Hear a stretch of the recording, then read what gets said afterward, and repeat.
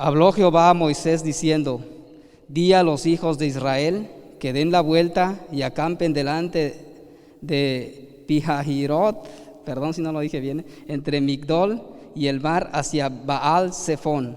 Delante de él acamparéis junto al mar.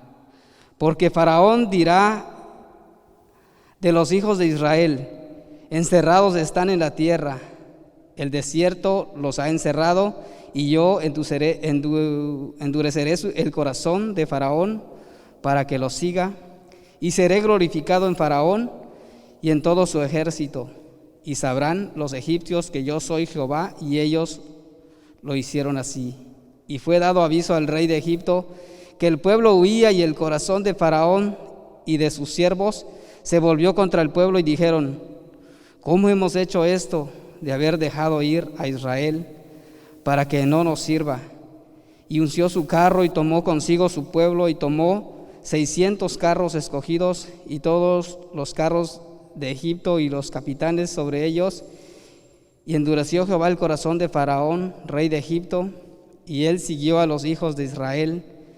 Pero los hijos de Israel habían salido con mano poderosa, siguiéndolos pues los egipcios con toda la caballería y carros de Faraón, su gente de a caballo y todo su ejército. Los alcanzaron acampando junto al mar, al lado de Pijarot, delante de Baal Zephón. Y cuando Faraón se hubo acercado, los hijos de Israel alzaron sus ojos, y he aquí que los egipcios venían tras ellos, por lo que los hijos de Israel temieron en gran manera y clamaron a Jehová y dijeron a Moisés: ¿no había sepulcros en Egipto que nos has sacado para que muramos en el desierto? ¿Por qué has hecho así con nosotros, que nos has sacado de Egipto? ¿No es esto lo que te hablábamos en Egipto, diciendo: déjanos servir a los egipcios? Porque mejor nos fuera servir a los egipcios que morir nosotros en el desierto. Y Moisés dijo al pueblo: no temáis, estad firmes y ved la salvación que Jehová hará hoy con vosotros, porque los egipcios que hoy habéis visto, nunca más para siempre los veréis. Jehová peleará por vosotros y vosotros estaréis tranquilos. Entonces Jehová dijo a Moisés: ¿por qué clamas a mí? Di a los hijos de Israel que marchen. Y tú alza tu vara y extiende tu mano sobre el mar y divídelo, y entren los hijos de Israel por en medio del mar en seco. Y he aquí, yo endureceré el corazón de los egipcios para que los sigan, y yo me glorificaré en Faraón y en todo su ejército, en sus carros y en su caballería. Y sabrán los egipcios que yo soy Jehová, cuando me glorifique en Faraón, en sus carros y en su gente de a caballo. Y el ángel de Dios que iba delante del campamento de Israel se apartó e iba en pos de ellos, y asimismo la columna de nube que iba delante de ellos se apartó y se puso a sus espaldas. E iba entre el campamento de los egipcios y el campamento de Israel, y era nube y tinieblas para aquellos, y alumbraba a Israel de noche, y en toda aquella noche nunca se acercaron los unos a los otros. Y extendió Moisés su mano sobre el mar, e hizo Jehová que el mar se retirase por recio viento oriental toda aquella noche, y volvió el mar en seco, y las aguas quedaron divididas. Entonces los hijos de Israel entraron por en medio del mar en seco, teniendo las aguas como muro a su derecha y a su izquierda, y siguiéndolos los egipcios entraron tras ellos hasta la mitad del mar, toda la caballería de Faraón y sus carros y su gente de a caballo. Aconteció que a la vigilia de la mañana, que Jehová miró el campamento de los egipcios desde la columna de fuego y nube, y trastornó el campamento de los egipcios, y quitó las ruedas de sus carros y los trastornó gravemente. Entonces los egipcios dijeron: huyamos delante de Israel, porque Jehová pelea por ellos contra los egipcios. Y Jehová dijo a Moisés: extiende tu mano sobre el mar, para que las aguas vuelvan sobre los egipcios, sobre sus carros y sobre su caballería. Entonces Moisés extendió su mano sobre el mar, y cuando amanecía el mar se volvió en toda su fuerza, y los egipcios al huir se encontraban con el mar, y Jehová derribó a los egipcios en medio del mar, y volvieron las aguas y cubrieron los carros y la caballería y todo el ejército de Faraón, que había entrado tras ellos en el mar. No quedó de ellos ni uno, y los hijos de Israel Fueron por en medio del mar en seco, teniendo las aguas por muro a su derecha y a su izquierda. Así salvó Jehová aquel día a Israel de mano de los egipcios, e Israel vio los egipcios muertos a la orilla del mar. Amén. Vemos el poder de Dios. En este tiempo, mucha gente no les dije que se sentaran. Mucha gente puede decir estoy agradecido con Dios, pero en realidad los que estamos agradecidos con Dios somos los que venimos a una iglesia a escuchar su palabra, porque nos esforzamos de alguna manera por querer entender más de la palabra de Dios. Amén. Otros dicen que llevan una vida buena por suerte o porque tienen mucho conocimiento. Y nos damos cuenta que en realidad Dios es el que lo da todo. Tanto a los hombres que son agradecidos como a los hombres que no son agradecidos. Dios les ha dado lo que tienen. El conocimiento, tal vez el trabajo que tienen y hasta lo más mínimo que tengan, Dios se los ha dado. Pero el hombre en su orgullo puede decir, yo lo he logrado. Y de alguna manera se ha esforzado por lograrlo, tal vez ha puesto un poco de empeño para lograrlo, pero Dios le ha dado la fuerza. Así que nosotros estamos agradecidos con Dios y venimos a escuchar su palabra, tal vez no de labios de un conocedor, tal vez no de labios de un estudiado ni nada de eso, pero cuando Dios pone la palabra, la pone en lo más simple y no en lo mejor. No me refiero al conocimiento, sino al corazón del hombre, el corazón del hombre necesitado. Vemos en este pasaje de la palabra de Dios que Dios le dice a Moisés, hey, Moisés, quiero que vayas a este lugar y te ubiques en tal lugar, porque endureceré el corazón del faraón para que los persiga. ¿Se imaginan a los egipcios, a los israelitas ahí en medio del desierto y estaba el mar enfrente de ellos? ¿Para dónde iban a ir? Y veían que el faraón venía con todo su ejército a perseguirlos. Y como todo hombre reacciona es culpando a Moisés, diciéndole, hey Moisés, ¿para qué nos trajiste aquí? Que no te dijimos eso cuando estábamos allá en Egipto sirviendo a los egipcios. ¿Y ahora qué vamos a hacer? Ellos ya tenían la palabra mucho antes de que iban a ser liberados. Y sí la creyeron cuando estaban ahí, porque no estaban pasando ninguna tribulación ni nada. Pero al momento de sentirse encerrados y saber que iban a perder la vida, entonces dijeron, ¿sabes qué? Moisés, ¿qué pasó? ¿Cómo nos has traído a este lugar? ¿Que no hay tumbas en Egipto? Y nos damos cuenta que nosotros como hombres a veces no encontramos a quién culpar por nuestra situación, pero no miramos nuestro corazón ni en qué proceso Dios nos quiere llevar, ni cómo Dios nos quiere dar eso que de verdad necesitamos. Y luchamos. Es por eso que muchas veces ya sea el padre culpa a la madre culpa al padre, la hija culpa a la madre, al padre o a quien sea, siempre se busca un culpable para lo que te está pasando a ti, cuando en realidad tú eres el que Dios quiere que cambie, porque ya conoces de su palabra, ya sabes. Entonces Dios quiere que tú lo conozcas como Job lo conoció a él. Job tuvo que pasar por una situación muy difícil. Creo que se sabe en la historia de Job que se murieron sus hijos, se perdió todo lo que tenía, porque Dios tiene el poder para dar o quitar. Dice que Él pone reyes y quita reyes. ¿Qué tanto luchas por lograr lo que quieres si no bendices a Dios, si no honras a Dios? ¿Qué tanto estás luchando? Un día Dios te va a pedir cuentas. ¿Y qué le vas a entregar? ¿Tu dinero? Si se pudiera dar el dinero para no morir, yo creo que muchos trabajaríamos para no morir. y daríamos todo lo que pudiéramos. Pero no es así. No es así. Un día tú vas a ir a dar cuentas delante del Señor. ¿Y qué le vas a decir? ¿Sabes qué, Señor? Sí conocía de tu palabra y sí temía porque tenía miedo de irme al infierno, pero no luchaba por hacer lo que tú me decías.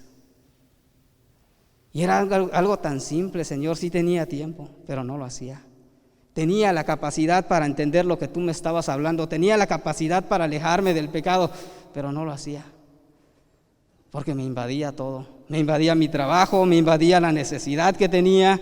Quería adquirir más bienes. Todo eso me invadía a mí.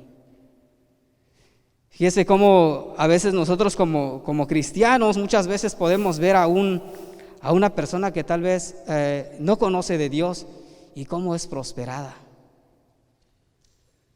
Y uno se queda viendo y dice, hey, Señor, ¿por qué yo no prospero?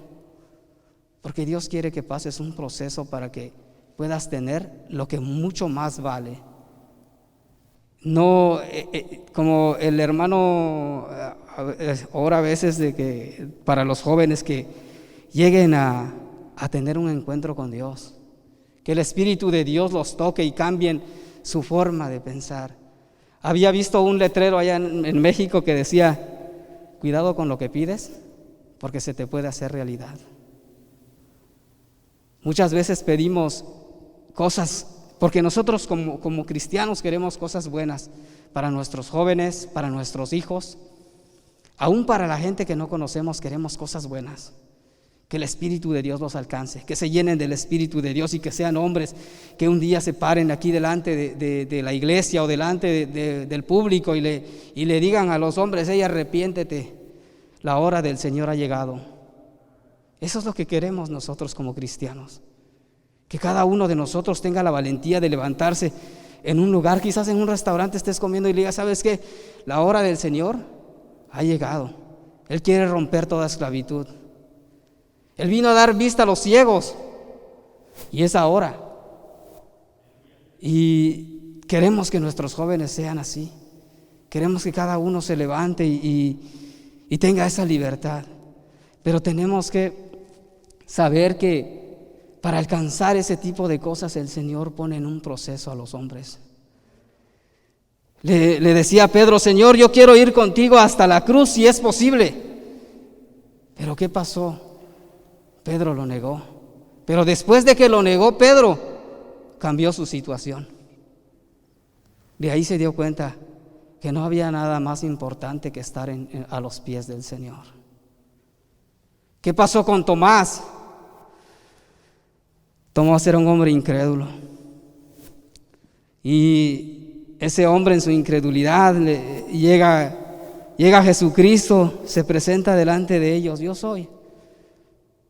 He resucitado. Y él no lo creía. Y le dice, ven y mete tu dedo en mi costado. Ven y mete tu dedo en mis llagas. Ven. Y después de que Tomás fue y metió su dedo ahí, en ese lugar, en la herida, cambió su situación. Así estaban los israelitas en este tiempo. Estaban y renegando y diciéndole, estamos ya casi en la muerte. Cuando se aparece la gloria del Señor y los rescata, los hace caminar en seco. ¿Cuántos de nosotros no queremos caminar en seco? ¿Cuántos de nosotros en una situación difícil decimos, Señor, hazle caso a mi plegaria, Señor? ¿Cuántos de nosotros no decimos, Señor, líbrame de esta situación? Mira, ya no quiero dudar, ya quiero caminar en ese lugar seco donde tú has preparado para mí. Pero otras veces nos encontramos quejándonos con alguien que nada que ver con Dios. Nos quejamos tal vez con el esposo, con la esposa, con el hijo, con la mamá. Nos quejamos. Tal vez un día te encuentras que no encuentras trabajo y necesitas solventar tus gastos. Y vas y te quejas con uno y te quejas con otro. Cuando está ahí la respuesta en el Señor.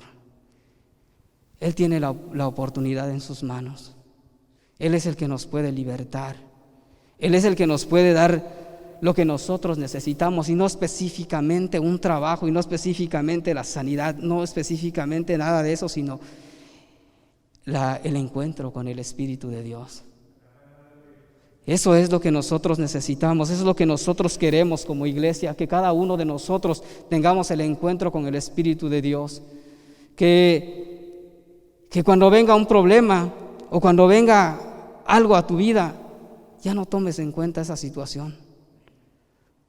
Como se imagina, por ejemplo, a Tomás, después de no haber creído y después de insertar su dedo en las llagas del Señor, y cambió su situación. Ya no creía en nada más que en lo que él había visto, en la gloria de Dios. Y esa es la vida de nosotros los hombres. Nosotros hemos venido para adorar a Dios. Nosotros hemos nacido para adorarle. No hay ninguna otra cosa que tú puedas hacer. Sabemos que nosotros habitamos en esta tierra y que hay necesidades en esta tierra, pero la necesidad más grande es tener el encuentro con el Espíritu de Dios. Y es hermoso saber que nuestro hermano se preocupa por los jóvenes. Es hermoso saber que cada uno de nosotros nos preocupamos por cada uno de nosotros también, porque de alguna manera oramos unos por los otros. Y es hermoso porque yo le decía a mis hijos hace poco, le digo, qué hermoso es que los hermanos estén orando por ustedes. Y no mis hermanos que son de sangre. Ellos no se preocupan por eso, por ustedes. Pero hay hermanos que se preocupan por ustedes, por su salvación, porque tengan un encuentro con el Espíritu de Dios. Y hay que ser agradecidos. Y hay que creer en que el Señor lo va a lograr. Es hermoso, hermanos, es algo hermoso estar, como dice la palabra de Dios, los hermanos juntos, reunidos, unánimes. Y no importa que estés en tu hogar, pero estás pensando en el hermano, estás orando por el hermano. Es algo hermoso. Y saber que el hermano está orando por ti y que un día él verá lo que oró por ti, él lo verá realizado. Porque Dios no se queda con nada. Dios no se queda con nada y Dios tiene el poder. Creo que a esta altura nosotros estamos como los israelitas en el tiempo en que estaban en Egipto. Cuando llegaban y les decían, ¿sabes qué? Va a venir un libertador, va a venir alguien que los va a sacar de este lugar, y Dios los va a sacar. Y ellos creían, y nosotros estamos como en ese tiempo. Nosotros creemos, porque sabemos que Cristo viene, y sabemos que Él trae salvación, y sabemos que Él trae sanidad, y sabemos que Él trae todo. Y decimos, gloria a Dios, y qué hermoso. Pero a nosotros también necesitamos del Espíritu de Dios. Necesitamos ese encuentro perfecto con el Espíritu de Dios, como lo tuvo Job cuando atravesó por esa situación. Y qué hermoso saber que ese día va a llegar en cada uno de nosotros. Tal vez cuando estemos en adoración y le digamos al Señor, Señor, manda tu lluvia, Señor.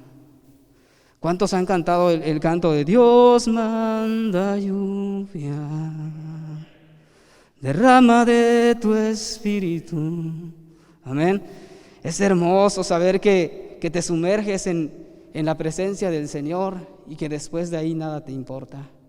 Es hermoso cuando el Señor trae ese bautismo, esa libertad. Y es hermoso saber que estamos juntos, unánimes, pensando en una misma sola cosa y dejando que el Señor obre en nuestra vida. Es hermoso saber que tal vez un día, como les decía, tal vez un día veré a uno de mis hermanos levantados, diciéndole al mundo allá afuera, diciéndole que hay libertad en Cristo Jesús. Amén.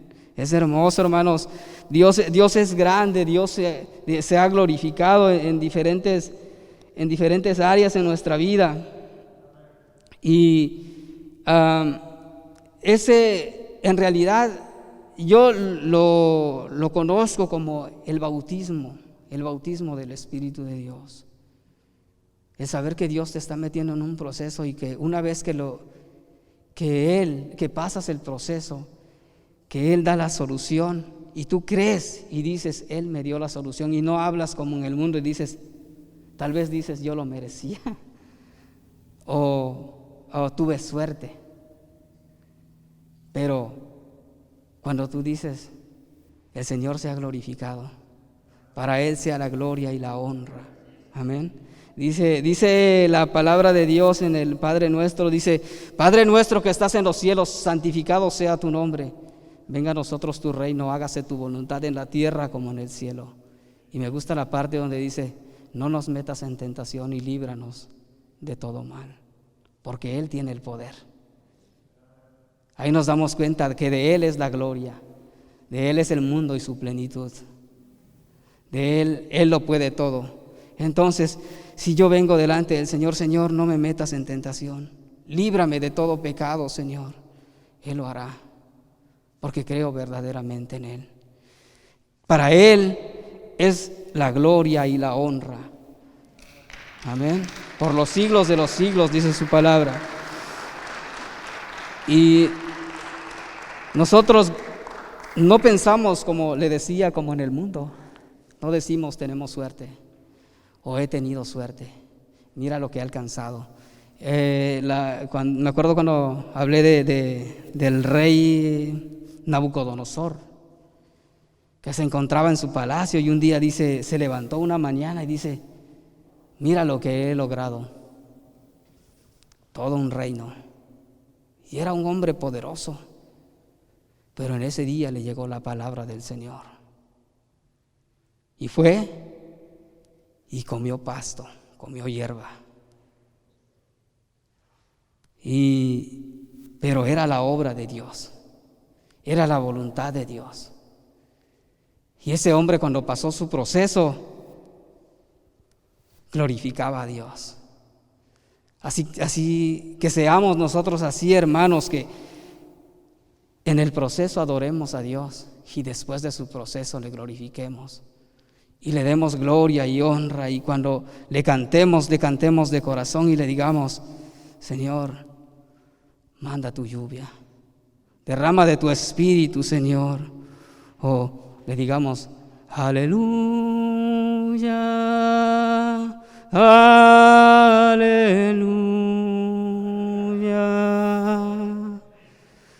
O le digamos, te adoramos, te adoramos. Señor, tuya es la gloria, Padre, tuya es la honra, Señor y Dios. Mira tu pueblo, Padre Santo, bendito Rey, cómo te adora, Padre. Oh, Señor y Dios, nuestro corazón está dispuesto y anhela celosamente encontrarse contigo, Padre. Sí, mi Dios bendito. Oh, y se acuerda cuando Jesucristo le dice a Natanael, te miré cuando estabas debajo de la higuera. Cómo el Señor mira al hombre desde lo lejos, desde lo alto. Oh, Señor, el Señor es poderoso, Él mira tu corazón, te ha conocido desde el primer momento en que decidiste entregarte a Él. Ya recibiste el bautismo de agua, pero ahora te falta el bautismo del Espíritu de Dios. Tienes que dejar que Él te toque, tienes que dejar tus dudas, tienes que dejar todo lo que tienes, todo tu orgullo, tu vanidad. Deja que el Señor te ministre cada día y Él alcance a realizarte como el varón que Él quiere